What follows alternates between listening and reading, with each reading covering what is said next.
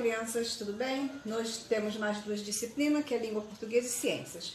Geralmente eu começo por língua portuguesa, né, que é revisão hoje, mas hoje eu resolvi começar pelas ciências. Bom, todo o conteúdo da parte de ciência nós vimos que está tudo relacionado à saúde, tá? Alimentação variada, exercício, tá? Porque tudo isso é um conjunto, enfim.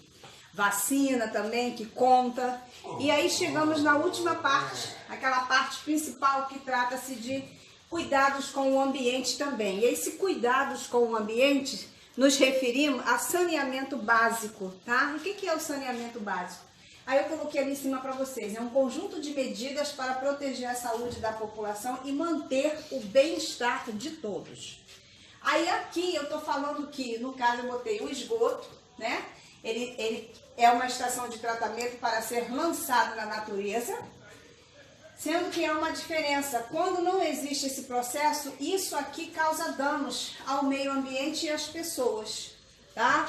E aí, esse saneamento básico, existem as fossas sépticas, que elas é a parte baixa do terreno, longe dos poços. Essas fossas, geralmente, são lugares que não tem o processo de esgoto, então tem que ter fossas, sendo que elas têm que ser sempre da parte mais baixa do terreno e longe de poços. Poços, no caso aqui, que eu me refiro, poços de água, tá? Então tem que ter bem longe. Quais são as principais medidas que nós devemos ter? Que se deve ter? Tratamento de água, tá? É a principal medida. Coletas de lixo, tá? E de rede de esgotos. Tem que ter. Aí eu coloquei aqui a coleta de lixo. Qual é a função da coleta de lixo? Reaproveitamento do material. Tudo aquilo que é recolhido no lixo, no caso, na coleta de lixo, eles fazem uma seleção e reaproveitam, no caso, o material. E as fossas sépticas? Qual é a função? Locais onde não há rede de esgoto. Essas fossas aqui, no caso eu botei fossa séptica, pode ser mais de uma, tá? Dependendo, em vários lugares. A função dela é simplesmente nos lugares que não tem rede de esgotos, tá? É onde elas entram aqui. E a água de pias da nossa casa, dos lugares, dos apartamentos, né? De tanques e de banheiros, no caso, para onde vão? Essa água aí, desses lugares que eu acabei de falar, vão para o esgoto. E os restos dos alimentos? Os restos dos alimentos servem como adubo, que é muito bom para a plantação, tá? E no final nós temos a filtração e cloração, que é justamente para o tratamento de água, tá?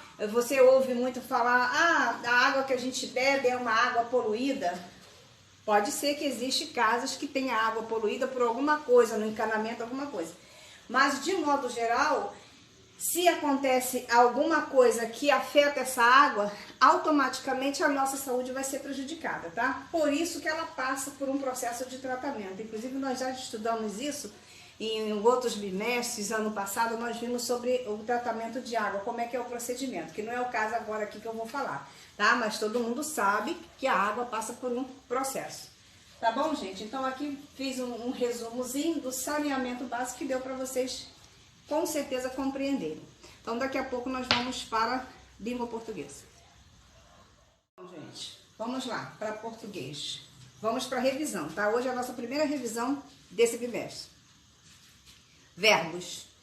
Todo mundo sabe o que é verbos, né? Verbo é a palavra que expressa a ação, a atitude. Só que temos que saber que para conjugar um verbo, nós dependemos de algumas regrinhas para a conjugação de um verbo. Então, aqui eu coloquei para vocês os tempos do verbo, que é o presente, pretérito e futuro. Sendo que nós aprendemos o básico, o presente, que é aquilo que acontece agora, tipo o que eu estou fazendo aqui. Estou dando aula, estou no tempo presente, tá? A aula que eu dei ontem já ficou no pretérito e a aula de amanhã já fica no futuro, tá? Então, nós temos esses três tempos, presente, pretérito e futuro. É claro que se vocês forem acessar aí com mais detalhes na internet ou em livros, vocês vão ver esse tempo pretérito com mais detalhe.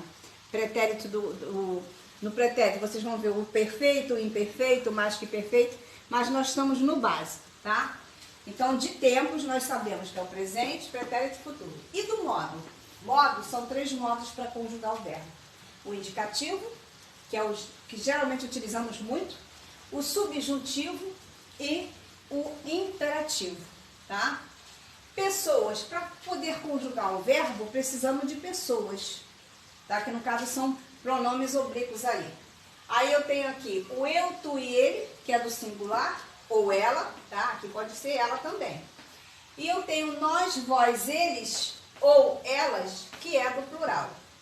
São 6 pessoas para conjugar um verbo. E aqui do lado eu coloquei primeira, segunda e terceira. E coloquei aqui ar, e ir. Isso significa o quê? Isso é a conjugação.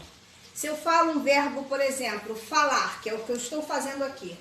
Falar entraria em que conjugação? Na primeira conjugação, que são verbos que terminam em AR. Bater. Bater é um verbo. Mas entra na conjugação do AR? Não. Entra na segunda conjugação, ER, bater. Bater, correr, tá? Escrever. E a IR? IR é a terceira conjugação, que aí nós temos partir, dividir, tá? Então, também quando vamos conjugar um verbo, nós temos também que olhar, primeiro, que tempo que é para ser conjugado, tá? Qual é o modo? Temos que saber de tudo isso antes de começar. E qual é a conjugação do verbo? Se é a primeira, segunda e terceira. A partir daí, a gente começa a fazer, desenvolver a conjugação do verbo. Podemos falar, podemos escrever, não importa de que maneira, o que importa é que compreendemos a conjugação e a definição.